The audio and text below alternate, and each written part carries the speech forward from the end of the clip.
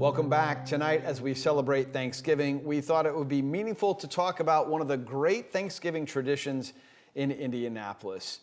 This is the 50th anniversary of the Mozel Foundation feeding people at Thanksgiving. And tonight, we get to visit with two of the people that make this special event go. Amora Scott and Kelly Vaughn. Amora, Hello. Kelly, Hello. thank you for being with us. Hello, thank you. 50th year. Ladies, what a special last couple of days this has been. Amora, take us through what this event looks like from the foundation perspective as you feed the hungry in Indianapolis for Thanksgiving. Well, it's changed a lot. The last 2 years Right. has changed a lot. But this year, with us putting it together, we had to go to restaurants, to cafeterias, to other places to ask them to put together the hot meals so that we could send them out into the community. And before, it was always at Butler University. Right. And at times it's fed 40,000 people or so. Is that correct? 40,000, 42,000 Wow. is 1 year, yes. Last year, the pandemic, like it did to everything else, changed things. And that number dwindled to, I think, about 10,000. You're correct. But you're on your way back up. How many Yeah. meals do you think you've served here Yeah. over the last 24 We hours? counted up 15,000. Wow. That is, what an impact, Kelly, on the community to get that much food out to people. And speaking of that much food, remember we served the millionth meal Yes. Yes. Wow. today. Yeah. Yes, it was amazing. Yeah. Yes. 1 million meals 1 million. Ladies, in the last tell 50 me- years. That's a lot of turkey. that is a lot of turkey. A lot of naps after that turkey. Tell me about the Reverend Dr. Mozel Sanders. I obviously did not know him, but he sounds like he was just an amazing man who had such a heart for this community. Oh, and I would love to speak up on that one, yes. What I've heard so much about him is how he impacted this community.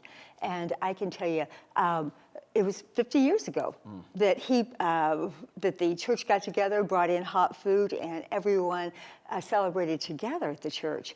And and as he was closing the doors, he went and saw that there was somebody outside, sitting outside on the front porch, and he walked over to them and said, have you had a Thanksgiving meal?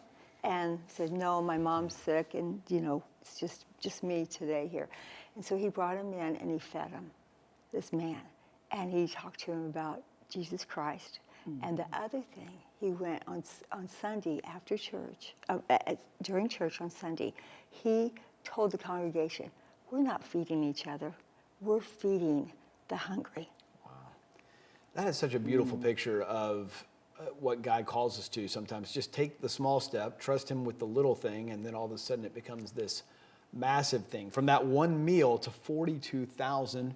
And Kelly, here over the last couple of years now, a telethon to help support the effort a couple of weeks ago right here on WHMV. Yes. And that grew out of really the pandemic. We think of a lot of negative things happening, but there was the issue of having a place to serve or to prepare all these meals. And if with Butler not being available, and then rightfully so, the fear and concerns with the pandemic. And so I thought, well, how could we get these restaurants and schools to open up their kitchens?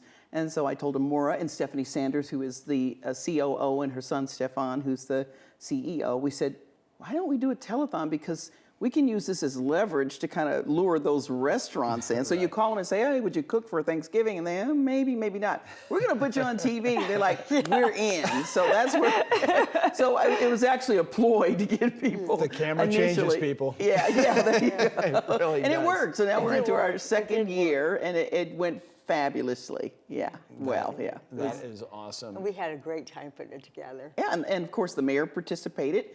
We had a shout out from the governor as well. Lots of celebrities, local personalities who were involved, and the local firefighters were there. It was just really neat, and I think it's going to grow and grow, and one day it'll just be huge because you have bands and they start calling and they want to be a part of it, and so it was interesting recruiting the talent for that. That is phenomenal. Amora, in your role as the Director of Fund Development, this maybe seems like a Thanksgiving-centric topic, but this is something you guys work on all year. There's fundraising and support that is needed all year.